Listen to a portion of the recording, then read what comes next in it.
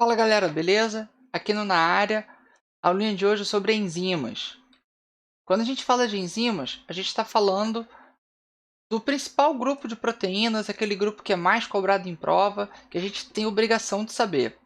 Então, primeiro, enzimas são catalisadores biológicos. A função delas é acelerar uma reação química, diminuindo a energia necessária para que essa reação aconteça, aquela energia de ativação.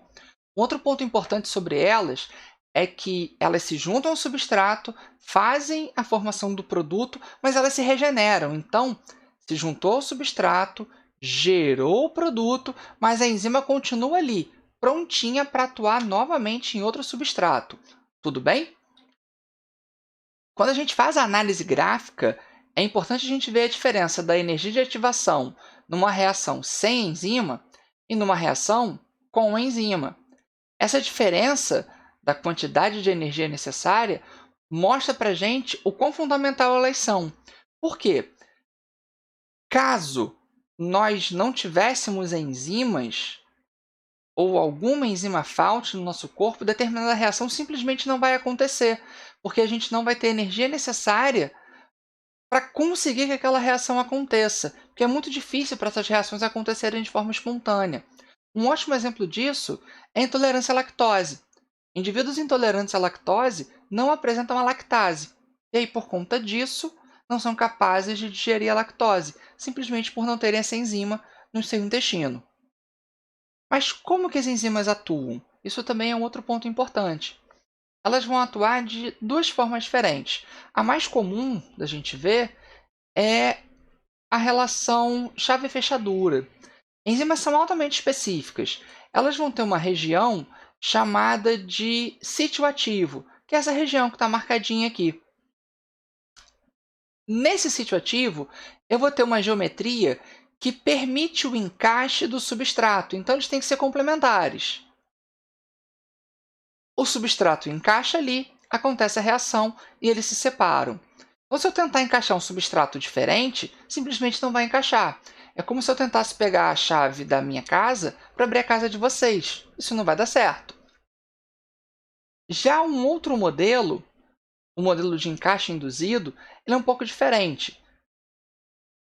O funcionamento dele se dá a partir de pequenos ajustes.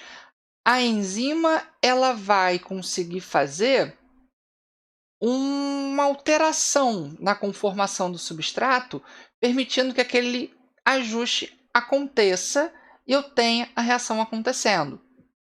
Então, a gente tem aqui o substrato e a enzima, existe uma mudança nesse estado até que ocorra a reação. Então, a ideia é que eu consigo ter grupos quimicamente semelhantes atuando com uma mesma enzima, e isso diminua a quantidade de enzimas necessárias que eu precise produzir no meu corpo. É um abracinho um pouco diferente. Ele consegue encaixar de acordo com o tipo de substrato.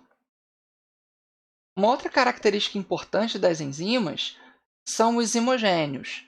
Algumas enzimas elas precisam ser armazenadas no nosso corpo numa forma inativa.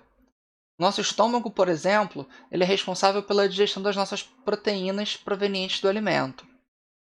Porém, o estômago é formado de proteínas. Então, olha que doideira. Eu vou guardar no estômago uma enzima capaz de digerir o próprio estômago. Como que eu faço isso? Deixo ela numa forma inativada. A mesma coisa acontece no nosso intestino. No intestino acontece a digestão de proteínas. E essas enzimas que digerem as proteínas vêm do pâncreas. Então, no pâncreas, eu vou guardar enzimas de uma forma inativada. Essa forma inativada dá um nome de zimogênios para essas proteínas. Então, a gente vai ver pepsinogênio, tripsinogênio, tudo bem? Então, o que transforma o pepsinogênio em pepsina? Uma mudança de pH. pH não vai mexer na forma da minha proteína? Lembra lá da aula de proteína. Se você estiver com dúvida, volta na aula de proteína.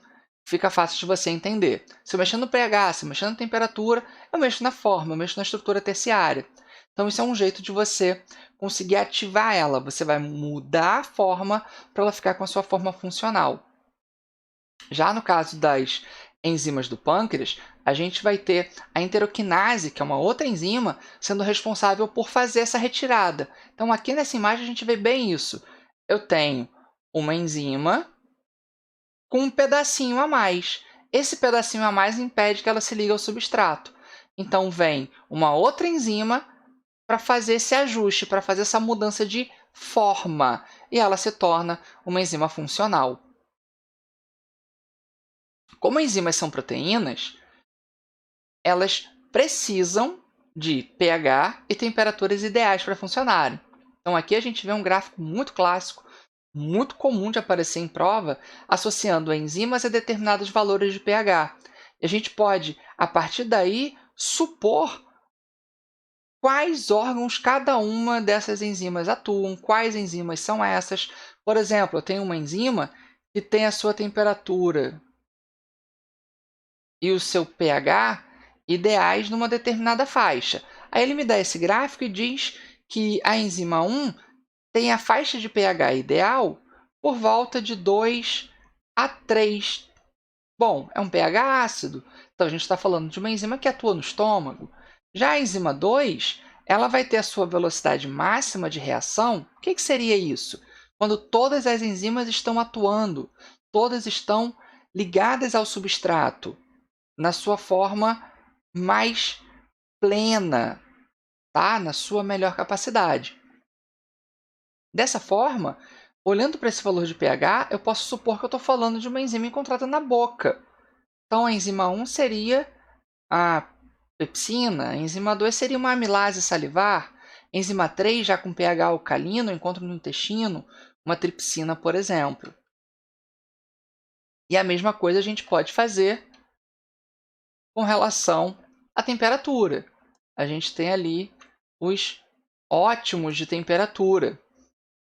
Então, 40, 35, 40 graus Celsius, 70, 80 graus Celsius e os seus pontos de velocidade máxima. Se eu sair dessa faixa, eu vou desnaturar essas enzimas e elas perdem a sua funcionalidade. A mesma coisa para proteínas que a gente já tinha visto antes. Mas um ponto muito importante é a relação entre a concentração de substrato e a velocidade de reação. Se eu simplesmente aumentar a quantidade de substrato que eu tenho, o que vai acontecer com a velocidade de reação? Só olhar para o gráfico aqui em cima. Esse gráfico ele vai ficar constante também. Por que isso? Se eu tenho uma quantidade limitada de enzimas, quanto maior a concentração de substrato, mais enzimas vão se ligando ao substrato, até um ponto que todas as enzimas se ligaram ao substrato. Então, não tem como ter uma reação mais rápida. É como se eu estivesse fazendo comida usando todas as bocas do fogão. Para eu fazer alguma outra coisa, eu preciso desocupar alguma dessas bocas. Eu não consigo atuar simultaneamente com duas panelas numa mesma boca. É a mesma ideia aí. Eu não consigo que uma enzima atue ao mesmo tempo em dois substratos. Ela precisa terminar de fazer a reação em um para poder atuar no outro. Então, eu fico aí com essa velocidade máxima constante. O que seria esse valor aqui de Km? Km ele mostra para mim a afinidade da enzima, só isso. Então, se eu tenho uma enzima que tem uma grande afinidade, ela vai ter uma velocidade máxima sendo atingida mais rapidamente. Então, o Km nada mais é do que ver essa relação de afinidade. Uma forma bem fácil da gente entender isso aqui, ó.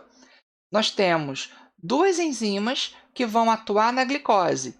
A hexoquinase, que a gente vê nos músculos, por exemplo, e a glicoquinase, que a gente vê no fígado. A hexoquinase tem função de mediar o processo da glicólise, de quebrar a glicose em energia. Já a glicoquinase tem a função de mediar o processo de formação de reserva. Se eu quero fazer energia, eu preciso rapidamente pegar a glicose e levá-la para dentro da célula para transformar em energia. Então, a afinidade da hexoquinase é muito alta. Já a glicoquinase, ela só vai conseguir ter uma atuação alta, nesse meu valor de km ali, que é metade da velocidade máxima, quando eu tiver uma concentração maior. Olha a diferença de concentração aqui. Por quê? Essa glicoquinase, ela vai ter a função de pegar o excedente de glicose para fazer a minha reserva. Beleza? Então, Km mostra a afinidade. Ele é igual a metade da velocidade máxima. E eu também posso inibir a atuação de uma enzima. Como que eu faço isso? Eu simplesmente posso pegar uma substância química que seja semelhante ao meu substrato e elas vão concorrer pelo sítio ativo. A enzima não sabe a diferença. Se elas são quimicamente semelhantes e conseguem se ligar ao sítio ativo aqui, eu posso me ligar tanto ao substrato quanto ao inibidor. Se a enzima se liga ao inibidor, ela está ocupada, não tem reação. Então a velocidade de reação diminui. Uma outra forma acontece com as enzimas alostéricas. Enzimas alostéricas vão ter dois sítios. Além do sítio ativo, elas têm o sítio alostérico, onde se ligam coenzimas, cofatores, para que eu possa ter a conformação ideal para ela atuar. Se um inibidor se ligar ali, muda a forma do sítio ativo. Ao mudar a forma do sítio ativo, simplesmente não tem reação. Eu perco a funcionalidade daquela enzima. Isso não pode ser revertido. A gente pode expressar isso na forma de um gráfico. Eu tenho a atuação normal da enzima, que chega ali na sua velocidade máxima, quando eu vou aumentando o substrato. Se eu colocar inibidores competitivos, eles estão concorrendo pelo sítio ativo. Se eu tenho uma quantidade fixa de inibidor competitivo e vou aumentando o substrato, fica mais fácil para a enzima se ligar ao substrato. Então, eventualmente, eu vou aumentar essa velocidade até que ela possa chegar na velocidade máxima, desde que eu tenha muito substrato. Já na inibição não competitiva, eu não vou atingir a velocidade máxima que eu tinha antes, porque eu tenho menos enzimas atuando, eu tenho menos enzimas funcionais. Tudo bem? Então, é isso, galera. A parte de enzimas fecha aqui. Esse gráfico é muito importante. E a gente se vê na próxima aula. Valeu!